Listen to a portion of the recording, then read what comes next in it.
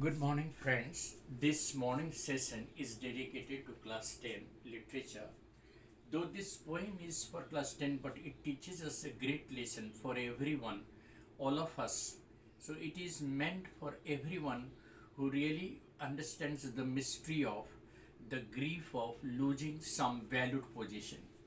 The title of the poem is The Ball Poem, written by John Berryman. And the central idea of the poem is that in this poem, the poet describes the grief of a boy over the loss of his ball. For the first time in his life, the young boy is experiencing, he senses out the grief of the loss of some valued possession, that is his ball. He for the first time the boy is experiencing and is sensing out what it is called the grief of the loss of some valued possessions. The poet is trying to emphasize upon the fact that the loss of the ball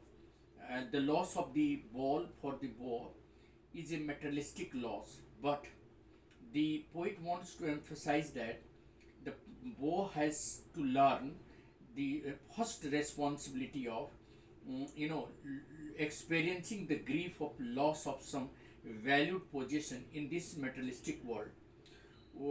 The things that you love, the people whom you love, will never be with you all the time. So that is what the poet wants to describe to the boy, that it is not necessary that the people whom you love or the things or the possessions that you love will be forever with you. They will not be forever with you. The poem shows how, although all throughout your life you will be forced to give up, you will be forced to forget and give up those things that you don't want to do. You will be forced to give up things that you love. You will have to forget the things that you really admire. You will have to sacrifice those things which you really love. So the poor has to learn and experience this very fact that the things that he valued through his childhood may not be with him forever. And that is what the poet wants to emphasize.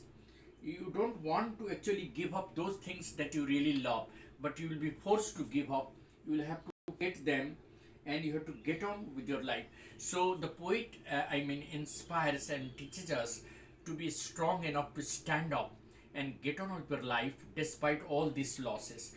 That is the thing that the poet is trying to make the boy understand, that despite all these losses, the boy will have to learn to stand up, to be strong enough to get on with his life, no matter how much the loss really hurts inside.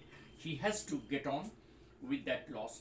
And that is what everybody should be there. We should never cling to something that we cannot have. We should forget the things and get on with the life ahead in our life, because it is not necessary that the people whom we love or the possessions that we really admire will be with us for all the time. And for the first stanza, let us see what is the boy now who has his ball. What is he to do? I saw it go merrily bouncing down the street and then merrily over. There is it is in the water, merrily over. There it is in the water. Now used to say, oh, there are other balls. Actually, the meaning of the phrase, oh, there are other balls, that the poet wants to say that the words suggest that the loss is not important enough to worry about. This poem is about a little boy. For the first time in his young life, the boy is learning what it is to experience the grief of the loss of some valued possessions. Now that is his ball. The boy has lost the ball. The ball here is symbolic of the sweet memories of his childhood. The boy has seen the ball, bouncing down the street and going into water. And to us, the loss of this ball is of minor consequence, but for the boy, this is of a valued possession. And that is the reason why the boy is now experiencing the grief of the loss of his ball. The poet here deters himself from saying that there are other balls, because the boy wants the same ball. The ball has been with him for a long time, and it has been linked to his childhood memories, and that is the reason why the boy feels upset at the loss of the ball. That is, in general way, we can say that we generally experience the loss of some beloved ones or the valued possessions in our life, but we have to forget them, we have to give up them, and we have to be strong enough to stand up and get on with our life. That is what the poet wants to teach. In the second stanza, the poet says that when the young boy, loses his ball, it bounces away and lands into harbor. The boy is very much, troubled and upset at the loss of his ball. He is looking into the ball with a grief, and that is the reason why he plunges into grief. He starts, thinking, and he is quite still and trembling with staring at his ball. He is upset as he looks into the gloomy water because he cannot get that ball. The boy is deeply affected by the loss of the ball because it has been with him for a long time.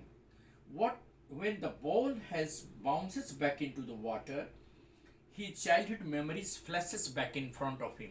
When the ball has been bouncing back into water, it has gone into water. That bouncing back into water, the ball bouncing back into water, you know, flashes back his childhood memories in front of him, and then he plunges into grief of the loss of his ball. And he's reminded of all those sweet memories because that ball has been with him for a long time. This leads to a realization that those memories would not come back again, just like the ball. Further, the poet does not, offer him another, offer him money to buy another ball because it is worthless. So, in a nutshell, the poet wants to emphasize two important themes in this poem, that as a young boy, he has to learn to experience the grief of loss of some valued possession or some beloved one whom he would never like to lose. So every one of us has to learn the grief, the sorrow of losing someone, the beloved one, or the beloved or the valued possessions. And we have, despite all this, we have to learn to stand up and get on with your life. We are not going to cling to something that we cannot have. We have to forget those loss and get on our life, because that is the only way we can survive in this world. If you fall into the grief of the loss of something, and if you keep on crying over that, if you keep on mourning over that, then life will not move.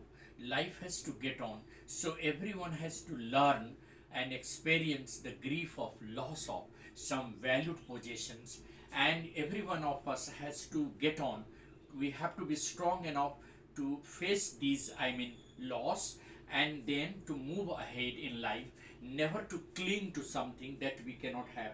That is what the poet wants to emphasize. The poet suggests that from the loss of the ball for that boy, he is learning how to stand up in the world of possession, in this materialistic world. The boy is learning what it means, the loss of something. The poet says that knowing that everything that we love cannot be with us forever, so we have to stand up and deter that losses. The boy or two will have to learn and stand up and leave those things behind and get on with his life. He has to understand the meaning of the nature of us. So the poet is trying to suggest that the epistemology, the study of the knowledge of loss, has to be in the mind of everyone, whether young or old. Everyone of has to understand the study of the knowledge of loss, the epistemology of loss. We have to understand what it is meant, the loss of something that we love, that we really admire, and that is what the life also presents, that we are bound to lose something that we don't want, and we have to get on. We have to be strong enough to get on with our life and move ahead despite all these losses, because that is the only way to to survive in our life. Thank you. Have a nice day.